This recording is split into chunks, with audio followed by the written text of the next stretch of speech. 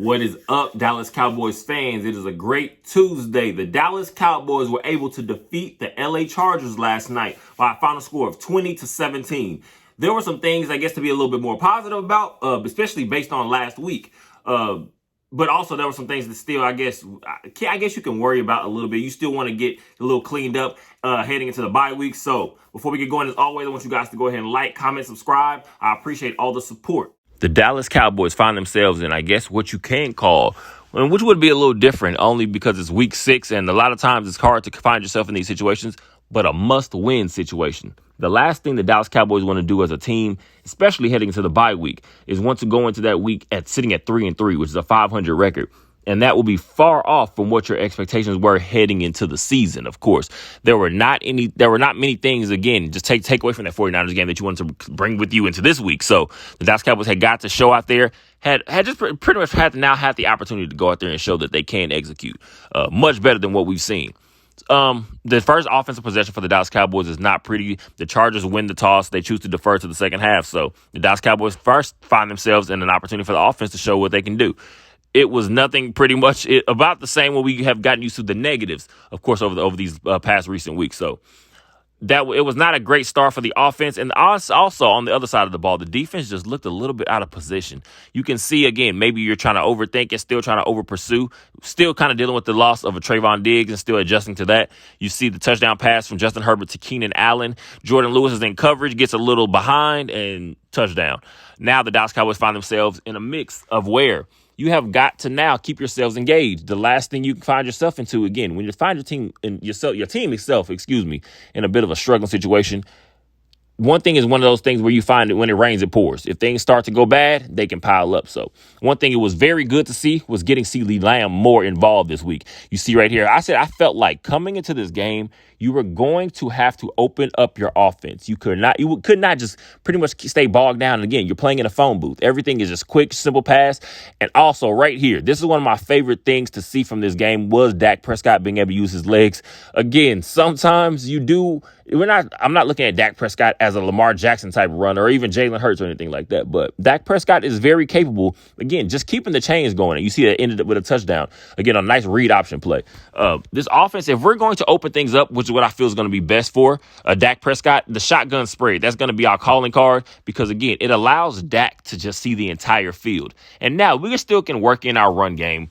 Obviously, the O-line as a whole has not been playing that well, I guess, when in terms of run blocking per se.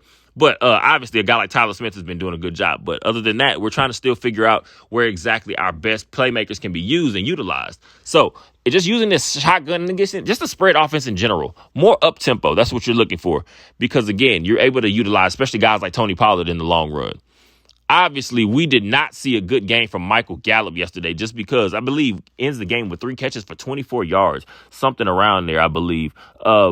Which is crazy because he also has 10 targets. So most of Dak Prescott's, if not all, the incompletions were coming from the fact that we were not completing passes to Michael Gallup. At this point, we have to look at Michael Gallup as exactly what he is. He's more of a possession receiver. He's not going to give us those long, rangy plays that we became accustomed to prior to his real injuries. So we're going to have to just be able to utilize Michael Gallup in certain situations, but not overextend. I want to see guys like Brandon Cooks get more run. I want to see guys like Jalen Tolbert get way more opportunity. And that was also another good thing we saw from the game yesterday. Brandon Cooks, 4 catches for 36 yards and a touchdown. And also adding to, especially the long touch. It was actually a nice, solidly 17 yards, I believe it was. It just showed Brandon Cooks has the capabilities to add some real, I guess you want to say just another playmaker to this offensive situation. CeeDee Lamb, we know what he is. We have to get these more guys involved. And I want to see, honestly, Jalen Tolbert, to me, should be getting a few more looks in these coming weeks because, again, Michael Gallup, at this point of his career, we're going to possibly look at a situation where we're getting out from under that Michael Gallup contract in the next year or so. So, Jalen Tolbert, are you going to be the new guy to step in and take over that role as being one of those top 3 guys, consistently into the future? We'll see. But, again, it's one of those things the team definitely needs to take a look at going into the bye week. Also, back to the other side of the ball, the defense. At certain times, what I want to see this team still clean up is just the pass rush consistency. We know we have many guys. Of course, you start with Micah Parsons. You have DeMarcus Lawrence who's been playing so well to start this season. And even if it doesn't show up in the stat sheet, a guy like DeMarcus Lawrence, like I said, is just one of those consummate pros. He's in the right place. And a lot of times he's adding something. Even if he's not making the play himself, he's kind of helping the some of the other guys be able to make those plays. Of course, Dorrance Armstrong. We have some guys that can get after the passer. So what you're going to have to do is get more consistent and be more, I guess you want to say, disciplined in your pass rushing. A lot of times you'll see this defense kind of take off and we're rushing the edges, and a lot of times we'll let a quarterback escape on the outside and lose containment. We have got to clean stuff like that up because, again, the better the teams are, you're going to find yourselves in situations sometimes that you can possibly avoid. So this defense, again, just going to the simple fact that we're going to have to now rely on some other guys because, again, one thing yesterday, I want to speak on this guy just real quick, Marquise Bell.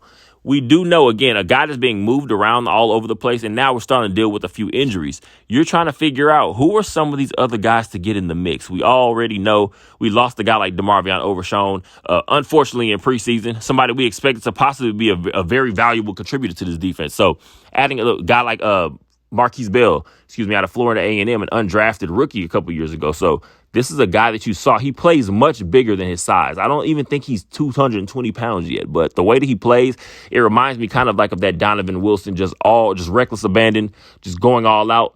These are the type of players that Dan Quinn can definitely utilize in certain situations, especially. Yesterday, also, we had to watch a guy like J-Ron Curse. This is, again, we're talking about the way that the league is they're showing that they're calling things this year.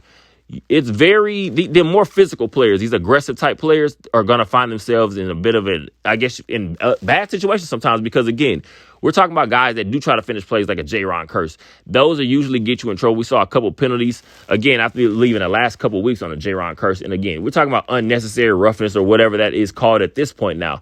You have got to be very careful. Deron Bland, yesterday, that's a guy I feel that showed that he has I guess you want to say real playmaking capability. Of course, we've already seen it. We know about the interceptions. I believe the 3 interceptions he has already in the season. Yesterday, 2 opportunities to bring in 2 more. You saw that last one in the end zone, almost comes up with it. But also, when you're going to ask a guy like Deron Bland, again, still trying to fill in for the loss of Trayvon Diggs, Stephon Gilmore is kind of playing that secondary role, I guess, in the sense of because, again, that's going to be more of your vet, like I've said already in the last recent weeks, more of your veteran presence. Stephon Gilmore still has playmaking capability at certain points. But we do know, again, he's 33 years old. He was not expected to come here and be your number one. He's expected to be that additional guy. And again, just adding on to what a guy like Trayvon Diggs can do. So Stephon Gilmore now still having to find himself in a different position than what he had probably expected and thought maybe it would be his role for this regular season. He's having to find himself in that role of now where we actually are fully relying on you to be able to be consistent week in and week out. And there were some times yesterday you saw a guy like Stephon Gilmore get out of place. You saw some moves being able to be put on him. But again, as long as you can be consistent, one thing I will give the defense yesterday, there seemed to be a lot of bend but don't break type action, I guess. So it wasn't as if we were just completely shut down the entire game, that level of defense. But we were very, I guess you want to say, we showed the capabilities and potential to be able to just make plays in certain big situations. So that was another positive to take away from this game. As you see, Tony Pollard utilized a little bit more in the passing game. Like I said, Dak Prescott, the biggest thing about a Dak Prescott yesterday, who finally finishes the game with 21 of 30 completions and 2 attempts, 272 yards passing, and also a touchdown pass. He also had the chance to bring in another one. Perfect pass in the end zone to a guy like Michael Gallup, who was not able to come up with it. There possibly could have been penalties on the call on the defense, but they were not thrown, of course. But again, Dak Prescott just played so much better yesterday. Like I said, especially when we're talking about being able to use his legs. Also 7 carries for 40 yards in that rushing touchdown we saw earlier on in the game. So if we can get Dak Prescott in the mindset where he's not having to think completely every single play, every play is not a diagnosis of the defense, and just letting him go all out and just play off his instinct, we're going to be in a better position than we have been in these last weeks. Because again, to me, that's going to open up possibly the potential for a guy like Jake Ferguson, who may find himself being that safety valve type role that a guy like Dalton Schultz found him in a little bit over the past couple years. like I said, Tony Pollard yesterday, 6 catches, 80 yards. CeeDee Lamb, 7 catches, 117 yards.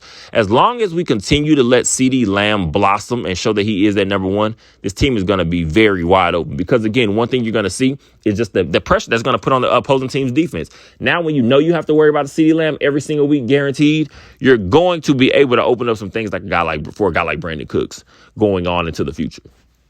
Deron Bland, you see right there, was not able to come with that second interception. And for some reason, unfortunately, in Dallas Cowboys fashion, it turns into a turnover on the other side, on the special teams, excuse me. It looked to be one of those things where Jalen Tolbert, Kavontae Turpin weren't really sure if there was a penalty called on the Chargers because, again, it looked like forced contact.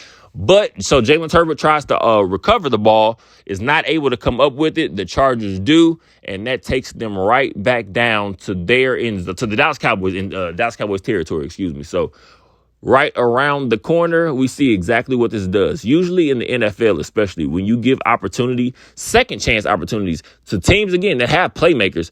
At some point, you'll be able to find yourself in a bad space because, again, look at this. It leads to a pass interference call on Stephon Gilmore in coverage of Keenan Allen. And that shortly leads to a touchdown pass, I believe. Not right here, not on this tackle. Marquise Bell, another great play is what I'm talking about. Marquise Bell, a guy that he's kind of making a name for himself in his opportunities that he's finally finding himself to get. And that leads to, Everett right here, touchdown pass. Again, just not taking advantage of, again, the defensive stop, turning the ball over on special teams, unfortunately, of course. But then, so you have to come back on offense. Brandon Cooks, you see on here on the end around. Again, this is where we're just finding ourselves. Hopefully, Mike McCarthy is figuring out you have many weapons with many skill sets. So your best ability as a play caller is just to put those guys in the best position possible. CeeDee Lamb still getting more work. Dak Prescott, like I say, one thing we can say for sure, Dak Prescott and CeeDee Lamb definitely do have some very good chemistry, and we've seen it over the years. So to me, that's not a thing I was really worried about, although we see CeeDee Lamb's numbers have been down a little bit where we expected maybe early on in the season. But those, again, Dak Prescott and CeeDee Lamb, they're going to be one of our main consistent things if we're able to just keep picking at that all season. That ball right there, Dak Prescott, finding himself in a real space again where you can see he's more comfortable. That's a ball hopefully we'll be able to connect on later on in the season. Tony Pollard could not right there. That leads to a Brandon Aubrey touchdown. A field goal. Mr. Consistency, it seems we're being able to call him right now. Mr. Consistency. Brandon Aubrey, again, finding to be one of those guys that we can kind of count on when it comes to special teams. And that's one of the best signs because we had lots of uncertainty heading to the regular season. Michael Parsons coming up with the sack. He had pressure all game, but again, could not come up with one until right then. It's not all about the numbers, of course. But Michael Parsons with the big sack. And right here, Stephon Gilmore, the old veteran, interception. Pretty much your game clincher, I guess you can call it. The Dallas Cowboys come away with a 20-17 win against the LA Chargers. They will be heading to the bye week next, and we'll see if the team can just continue to get better. So once again, of course, the Dallas Cowboys will be heading into a very much needed bye week just to get some guys healthy, get a little bit more comfortable, and maybe the new way that we're going to run this offense, hopefully. And again, like I said, just to get some guys healthy, especially because, again, it's going to be a long run to the end of this regular season. We have some things to clean up. We have some things to get much better at. But again, if this team can continue to just build, continue to grow, okay, at the end of the day, especially as Dallas Cowboys fans in general, of course, we all just want this team to keep getting better because, again, it is about hopefully what can be a nice playoff run, especially for a team with so many moving parts over these last couple weeks. So I appreciate you guys for all the support. We will stay locked in. And as always, go Cowboys.